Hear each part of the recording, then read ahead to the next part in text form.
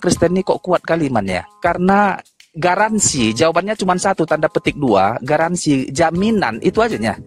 Terjamin keselamatan. Siapa yang memberikan Kristen jaminan keselamatan? Tuhan Yesus. Oke, kasih satu ayat di mana Yesus memberikan jaminan keselamatan bagi iman Kristen atau bagi orang-orang yang menuhankan dia. Lompat aku ke Kristen nggak ada. Kata Kristen itu muncul gini. Oke, sekarang saya tanya kedua. Kristen itu mengikut Yesus Kristus. berkata dalam Yohanes 14 nomor 6, "Akulah jalan kebenaran dan hidup." Pada saat itu sudah adakah Kristen? Oh, Kristen datang 203 setelah tahun 2300 Masehi kurasa itu. Muncul kata-kata Kristen. Pada saat itu, ketika ada seorang perempuan yang meminta bantuan kepada Yesus untuk menyembuhkan anaknya, ya, Yesus berkata kepada dia, "Bagaimana mungkin aku mengambil makanan dari anak kecil lalu kuberikan kepada anjing?" Lalu perempuan itu mengakui dirinya anjing. Ya, namun anjing ini ya Tuhan, mengambil remah-remah yang jatuh dari meja tuannya. Sungguh besar imanmu, ibu.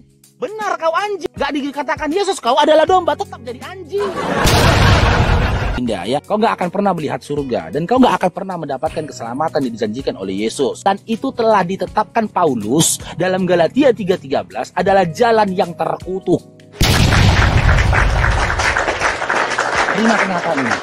Karena apa? Karena dalam Galatia 3:13 dikatakan Kristus telah menebus kita dari kutuk hukum Taurat dengan jalan menjadi kutuk karena kita, sebab ada tertulis, terkutuklah orang digantung di kayu salib. Jika memang kau mengasihi Yesus, saya tanya, ketika penyaliban yang dialami oleh Yesus, penyiksaan dilakukan oleh Yesus pada masa itu, dan kau ada di situ, apa yang kau lakukan? A, kau akan membela dia, menolong dia supaya dia tidak disalib. B, kau akan membiarkan dia supaya dia disalib. Andai aku di situ, mungkin aku juga menyalibkan Yesus juga. Nah, berarti kau tidak mengasihi, sudah kau ingkari yang pertama kan? Bagaimana wujud dari kasih, tapi kau menginginkan kebinasan dari orang yang kau kasihi? Pendusta kau satu kali. Ketika kamu menjadi pengikutnya Yesus, kau diajarkan mengasihi orang tuamu atau membenci orang tuamu?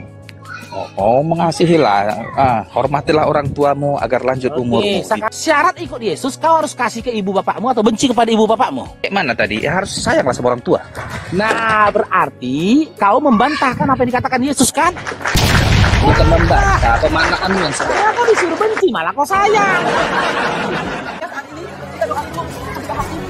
Ya ampun Bu, jangan begitu dong Bu, saya dengar Bu. Kenapa? Aku tahu Ibu, dia pakai kerudung bisa percaya Tuhan Yesus.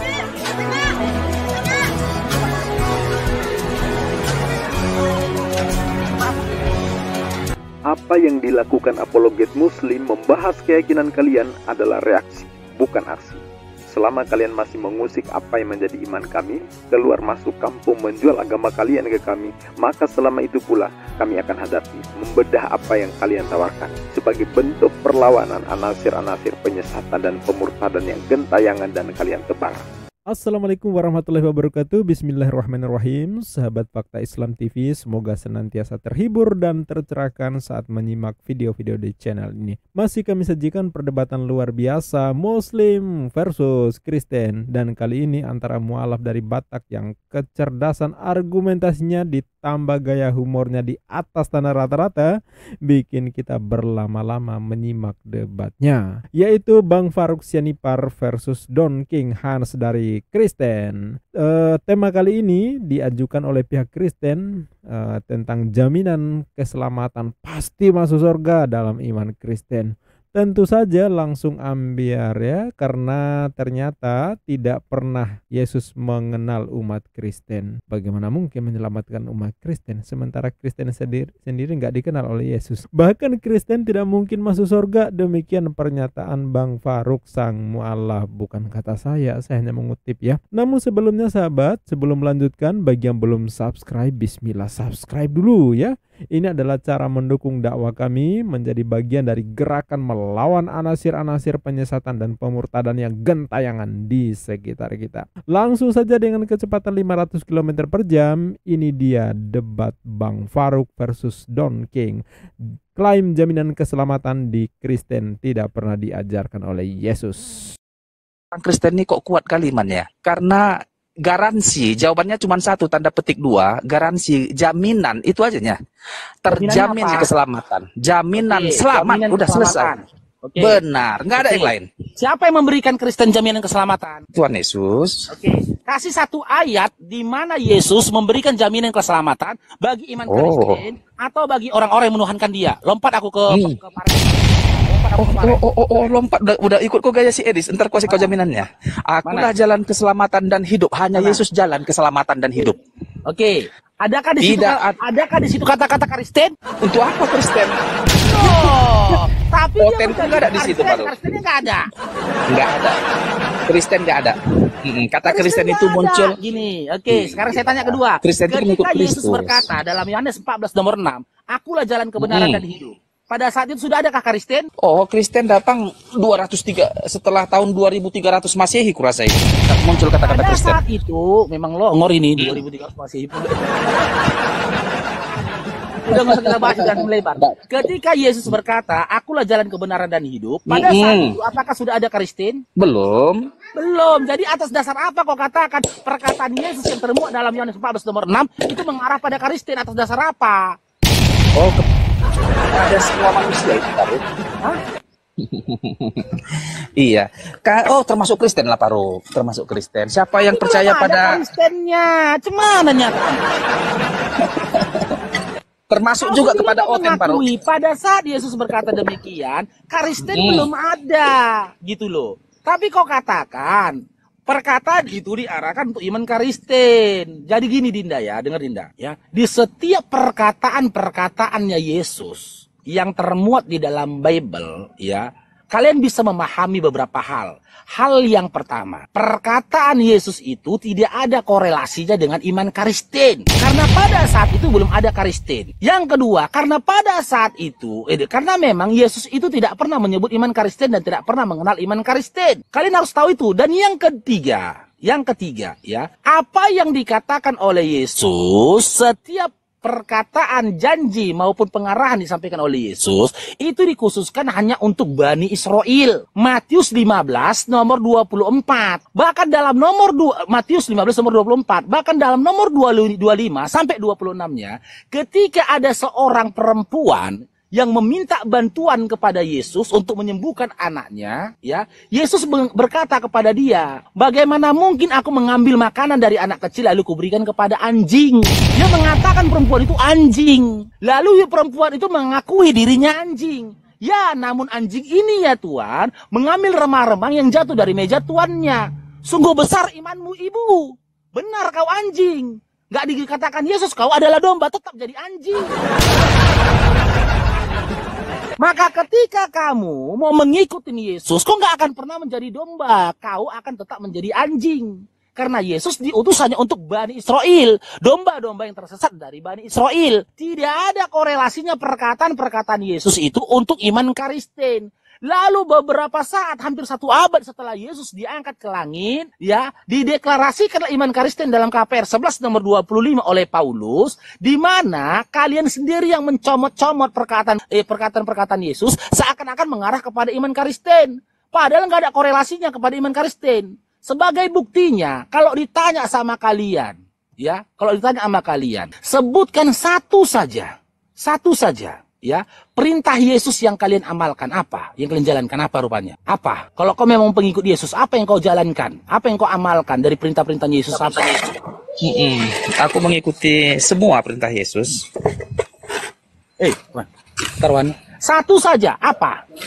Kasihilah Tuhan Allahmu dan kasihilah sesamamu manusia. Aku memang berusaha melakukannya walaupun tak sempurna. Oke, pelan-pelan kita ya. Kasihilah Tuhan Allahmu. Satu dulu baru manusia ya. Kan ada 2 poin itu. Tuhan, manusia, betul? Apa itu? Di dalam iman, Yesus itu Tuhan bukan?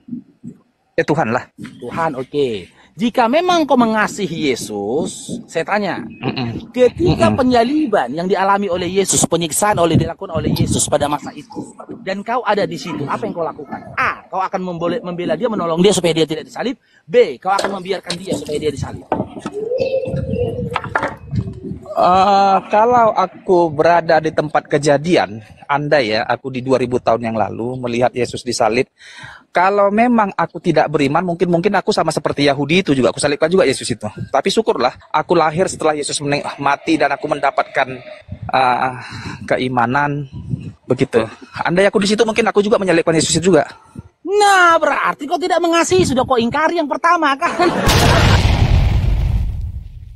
Sangat jelas di sini Bang Faruk Skakmat Don King sekaligus mempresentasikan irasionalnya doktrin penebusan dosa ala Kristen ini. Kenapa? Kalau Don King menolong Yesus agar tidak disalib, Yesus selamat dari persekusi, tidak mati disalib, maka doktrin penebusan dosa dalam iman Kristen tentu batal. Karena Yesus tidak mati disalib. Sementara dalam doktrin Kristen, Yesus adalah Tuhan, Yesus harus mati disalib. Jika tidak disalib, maka tidak ada kematian, tidak ada kebangkitan, dan tidak ada juga penebusan dosa. Tentu sia-sialah pemberitaan Paulus. Nah, tapi sebaliknya, jika si Don King malah membantu penyaliban, ikut Al-Ghazali Romawi untuk menyalibkan Yesus, biar Yesus menderita dan mati, ini juga kerjaan apa? Kerjaan penjahat, bukan mengasihi. Ya, mana mungkin orang mengasihi pada saat yang sama dia berusaha untuk menyiksa, bahkan mematikan orang yang dikasihi. Ya. Lebih konyol lagi, ini yang dipersekusi justru Tuhan pencipta manusia itu sendiri. Manusia mempersekusi Tuhan sebagai tumbal penebus dosa. Hebat sekali manusia ya. Tuhan dipersekusi. Bayangin sahabat, Oten dalam hal ini jelas serba salah. Menolong Yesus agar tidak disiksa salah.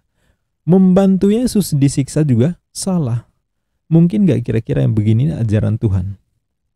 Nah, kalau udah mentok, mereka bilang gini, kamu tidak tahu apa yang dipikirkan atau apa yang ada dalam hati Tuhan. Berbeda dengan yang kamu pikirkan. Mentoknya selalu seperti itu. Kenapa? Mau dipikir dari sisi manapun, dipandang dari sisi manapun, sama sekali tidak ada rasionalnya. Bagaimana wujud dari kasih, tapi kau menginginkan kebinasan dari orang yang kau kasih? Pendusta, kau satu kali. Kamu munafik, terbuka yang pertama, yang kedua, kasihlah sesama manusia. Oke. Sekarang saya tanya, ketika kamu menjadi pengikutnya Yesus, kau diajarkan mengasihi orang tuamu atau membenci orang tuamu? Mengasihilah, hormatilah orang tuamu agar lanjut umurmu. Sekarang baca Lukas 14 nomor 26. Jika seseorang datang kepadaku dan dia tidak membenci ayahnya, ibunya, istrinya, anak-anaknya, saudara laki-laki dan saudara perempuannya, bahkan diri sendiri, dia tidak layak menjadi muridku. Syarat ikut Yesus, kau harus kasih ke ibu bapakmu atau benci kepada ibu bapakmu. Maknaan ayat itu yang kau salah dengan teman-temanmu satu. Yang saya tanyakan, ketika kau ikut Yesus, berdasarkan Lukas 14 nomor 6, kau itu harus benci atau sayang kepada bapak mamamu? Kayak mana tadi? Ya, harus sayanglah sama orang tua. Nah, berarti kau membantahkan apa yang dikatakan Yesus kan? Bukan membantah, pemanaanmu yang salah. Ya, kau disuruh benci, malah kau sayang. Makanya aku bilang, sampai kapanpun kalian gak akan pernah menjadi pengikutnya Yesus. Dengar Dinda ya. Dia gitu ya. Setiap peribadatan kalian saja, bahkan kehidupan sehari-harian kalian, itu jauh beda sama Yesus. Yesus itu dalam Lukas 16, dia beribadah berdoa kepada Tuhannya dalam kondisi sujud. Kalian joget-joget pargoi, kadang tidak sedikit dari kalian kerasukan. Yesus itu nggak pernah mengajarkan cair roh. Yesus itu nggak pernah mengajarkan tepuk-tepuk tangan. Yesus itu tidak pernah mengajarkan kalian untuk menyembah patung. Yesus itu tidak pernah mengajarkan kalian gereja hari Minggu. Yesus itu tidak pernah mengajarkan kepada kalian untuk nyanyi-nyanyi, joget-joget, pargoi, apalagi nyemplung-nyemplung ke dalam air, nggak pernah. Jingkrak. Tapi kalian, ya, dengan mengkambing hitamkan alasan beribadah kepada Yesus, kalian puaskan hawa nafsu kalian. Kan gitu. Mungkin pemikiran kalian untuk dugem di diskotik itu mahal biayanya. Maka kalian adakan di gereja kalian, pakai sound system, pakai DJ, pakai bass, pakai drum, joget-joget kalian di gereja. Itu bukan ajaran Yesus. Yesus tidak pernah mengajarkan nggak pernah. Biar kau tahu. Makanya saya bilang, umat Oten-Oten ini adalah umat halu, di mana dia berbuat sesuka hatinya, berhalu dan bermimpi dia mati masuk surga. Terima kenyataan Dinda ya. Jangan nangis lah kau. Enggak lah. Makanya kalian Bisa ini kan umat diam? keras kepala ya. Yesus itu nggak pernah mengatakan dirinya Tuhan. Dan dia tidak pernah meminta manusia untuk menyembah dia. Dia berseru ya dalam Markus 12:29. Dengarlah wahai Shema Israel, Tuhan Allah kita, Tuhan itu Esa. Dia mengatakan Tuhan yang Esa, Allah yang Esa. Bahkan dalam Matius 11:25, Yesus itu bertuhan.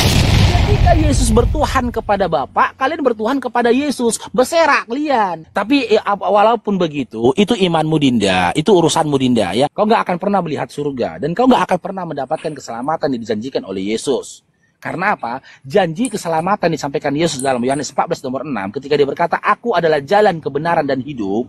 Tidak ada yang sampai kepada Bapa kalau tidak melalui aku." Jalan itu telah ditetapkan Paulus dalam Galatia 3:13 adalah jalan yang terkutuk. Terima kenyataan ini. Karena apa? Karena dalam Galatia 3:13 dikatakan Kristus telah menebus kita dari kutuk hukum Taurat dengan jalan menjadi kutuk karena kita, sebab ada tertulis terkutuklah orang digantung di kayu salib. Sementara dalam Matius 25:41 Yesus sendiri mengatakan bahwasanya orang-orang terkutuk itu akan dienyahkan dalam api yang kekal bersama dengan iblis. Jadi ketika kau pun mengikuti jalan yang disampaikan oleh Yesus, jalan itu sudah diarahkan oleh Paulus adalah jalan dengan jalan menjadi kutuk. Dan orang-orang terkutuk dalam Matius 25:41 letaknya dalam api yang kekal bersama dengan iblis. Welcome to neraka. Ya, jadi seperti ini sahabat. Lagi-lagi klaim jaminan keselamatan bagi Oten itu hanya berhenti di doktrin doang. Tidak pernah didukung oleh dalil ayat yang pasti di Bible. Ayat Yohanes 14:6 yang sering mereka klaim ya, yang paling diandalkan oleh Oten sebagai perkataan Yesus yang memberi jaminan kepada Oten. Ternyata fakta sejarah tak bisa dibantah bahwa di masa Yesus saat menyampaikan misi sebagai nabi itu hanya untuk domba-domba tersesat dari umat Israel, dan itu ditegaskan oleh Yesus sendiri. Nah, ayat itu tidak diklaim sebagai perkataan untuk Kristen, ya nggak bisa. Wong saat itu Kristen belum ada, ya. Jadi ayat yang diklaim sebagai perkataan Yesus, so pasti beliau sedang membimbing domba sesat Israel. Konteksnya mengajari keselamatan kepada umat Israel di masa itu, bukan kepada Kristen yang menyembah Yesus sebagai Tuhan. Karena di masa Yesus belum ada yang namanya Kristen dan pengajaran kekristenan. Tidak pernah ada yang dikristenkan oleh Yesus di masa itu, ya. Jadi Kristen ini baru ada jauh setelah Yesus diangkat. Tokoh utamanya tentu ya Paulus dan Barnabas ya. Saat mereka di Antioquia, itu yang ditulis di Kisah Para Rasul. Yang nulis kalau tidak salah itu Lukas ya. Di sanalah untuk pertama kalinya mereka disebut Kristen. Dan kalau kita baca di surat Paulus di Roma 10 ayat 9, di situ mengajarkan pokok doktrin keselamatan versi Kristen, yaitu berkata dengan mulut bahwa Yesus adalah Tuhan, percaya dengan hati bahwa Yesus dibangkitkan di antara orang mati, maka engkau diselamatkan. Kan begitu, itu kan Paulus yang mengajarkan. Yang menurut pendeta Mel Atok itu syarat mutlak dalam iman Kristen. Ya, artinya doktrin-doktrin kekristenan baru ada di zaman Paulus. Ya, tidak pernah ada di zaman Yesus. Tapi Kristen nggak mau tahu, ya, karena doktrin mereka bahwa perkataan Yesus seolah-olah untuk mereka, untuk Kristen, atau untuk seluruh manusia yang menuhankan Yesus. Padahal sama sekali tidak didukung fakta dan data sejarah bahwa Yesus menyampaikan itu kepada atau untuk Kristen. Dan tak ada yang menuhankan Yesus di masa itu. Ayat Roma 10 ayat 9 yang ditulis oleh Paulus di tahun 60-an ya. Sementara Yesus diangkat ke langit di tahun sekitar tahun 30-an. Ya, jadi di atas 30 tahun kemudian ya. Mungkin mereka itu masih bisa berkelit kadang menggunakan ayat Markus ya 16, 15 dan seterusnya tentang amanat agung itu yang diklaim sebagai amanat agung. Jadikanlah semua bangsa muridku, baptislah mereka dalam nama Bapa, Putra, Roh Kudus. Itu tujuannya biar di luar Israel juga kebagian ajaran Yesus kan gitu ya.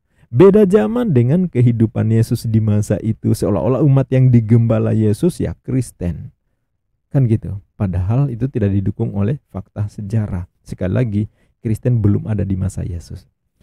Tapi satu hal yang jadi persoalan jika memaknai Yohanes 14:6 ini berlaku untuk Kristen, karena Di masa Yesus bersabda, pengajaran Kristen berkatan dengan mulut bahwa Yesus adalah Tuhan tidak terjadi di masa itu. Andai itu ada, so pasti yang pertama nyembah Yesus pastilah Bunda Maria, ibu yang melahirkan Yesus, karena beliau yang paling tahu siapa Yesus dibanding siapapun.